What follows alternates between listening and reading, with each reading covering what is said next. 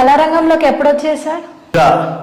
Political factory Telugu news channel ప్రేక్షక మహాదేవులకు నమస్కారం.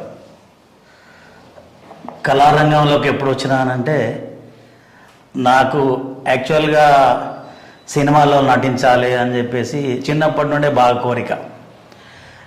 1977లో మా ఫ్రెండ్ ఒక డ్రెస్ అడుక్కొని ఒక ఇంటర్వ్యూకి కృష్ణానగర్ పోయినా నేను. 77 అంటే అప్పుడు నాది ఎస్ఎస్సి అయిపోయింది. పోయిన తర్వాత అక్కడికి వెళ్ళి వాళ్ళకి ఇంటర్వ్యూ ఇచ్చేసి వాళ్ళు డబ్బులు కావాలని చెప్పేసి ఇవన్నీ అడిగితే కొన్ని ఇచ్చినా కూడా అదే మోసం.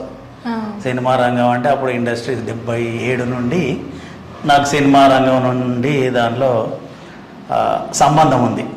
ఇంట్రెస్ట్ చేయాలి, సినిమాలో యాక్టర్ కావాలా అని చెప్పేసి బాగా కోరిక.